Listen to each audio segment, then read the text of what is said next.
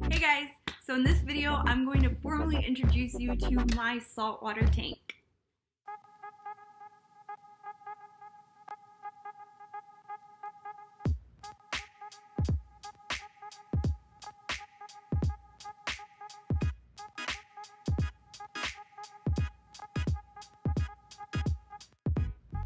This is my tank in its current condition at about 12 months since I started it. It is my first saltwater aquarium. It's a 29-gallon Biocube, and this thing is my baby. I love my tank so much, but unfortunately the past 3 or 4 months I've been really neglecting it. I'm sure this has happened to everybody at some point in time, but mine was quite extensive. As you can see from the video before compared to now, my tank looks significantly different. I had more than half of my corals die off. I even lost my favorite fish, my 6-line wrasse.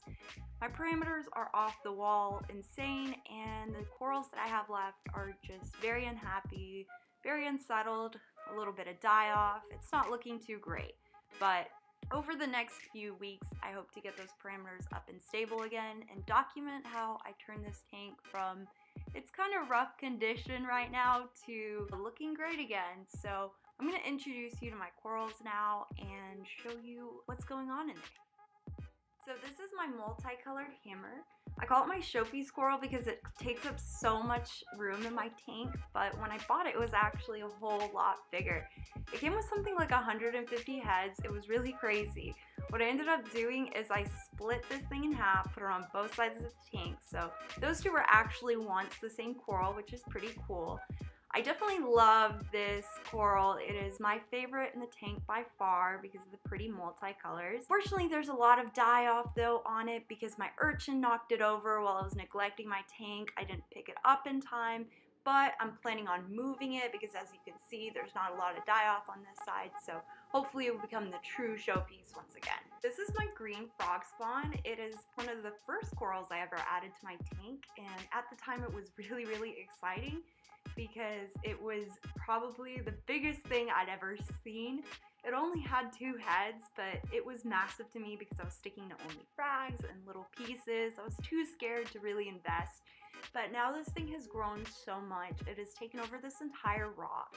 And what's surprising is that the most of its growth actually happened while I was really neglecting my tank, which is so crazy to me.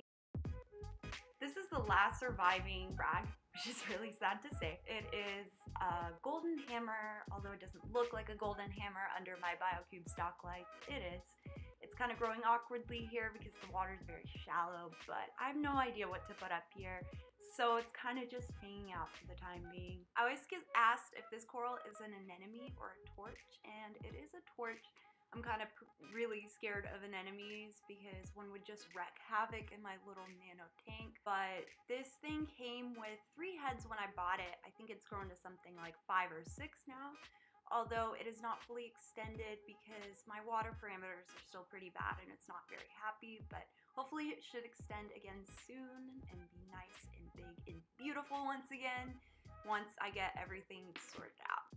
This is my random unhappy leather section. These leathers used to have a really nice location in my tank, I think. They did well at offsetting all of the euphilia, but after neglecting my tank, they got in some bad condition.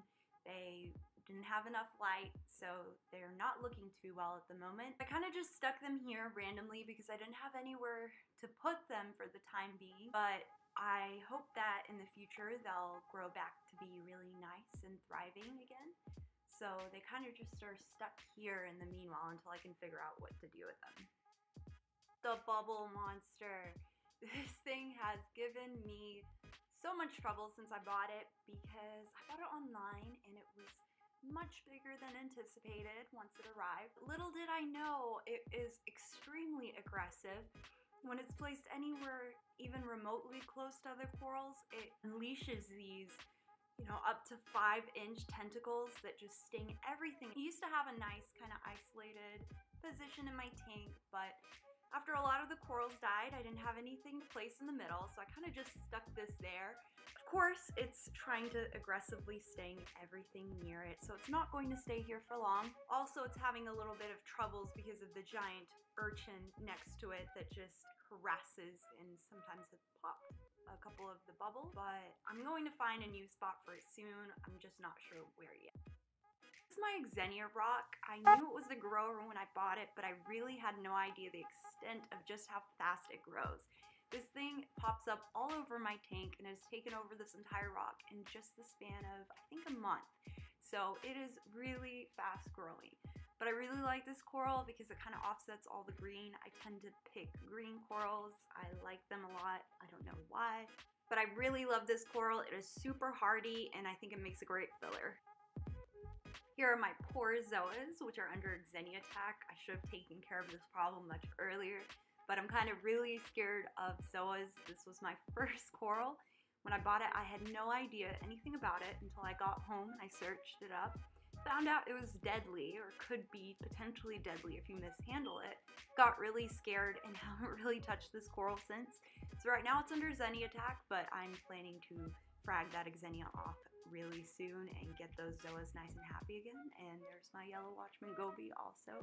This poor coral used to be the brightest coral in my tank. I love this thing. It died though, and I brought it back from the dead. It lost all of its color though, and it's not looking too good. I have hope for it. And as you can see, my sand bed is disgustingly dirty. I have a lot of coralline and a lot of yucky stuff down there that I have to clean out. But I'm keeping this guy here for the meanwhile because it's out of the way from all the critters and stuff, so hopefully he will make a swift recovery soon. Now, I highly recommend this coral to any lazy reefer because this is probably the only coral that has withstood all of the drama that has happened with my tank in the past 4 months. I didn't experience any die-off with it despite the terrible water parameters, and it's still looking really great. So I'm really happy with this guy, and he's kind of just stuck here for the meanwhile until I find a better spot for him. But overall, he's looking good. In terms of tank creatures, I have an emerald crab, a shrimp, a yellow watchman goby, a clownfish, a cardinal fish, and 2 urchins. This urchin in particular is probably why my tank is gone terribly bad despite the parameters. This guy has been a nightmare because he has totally outgrown my tank. When I got my urchins, I had no idea about the growth rate that they have. They grow tremendously fast. This guy is just taking over my tank at this point. I keep saying I'm going to return him. I never do. So he is really just wreaking havoc at the moment. So I hope you guys enjoyed the walkthrough of my tank despite its terrible condition at the moment. Stay tuned for the videos that I'm going to be posting in the next few weeks, showing how I document my progress about cleaning up the sand bed, getting those parameters back up and nice and stable, getting some of the coralline off, and just generally bringing back my tank to its great condition again.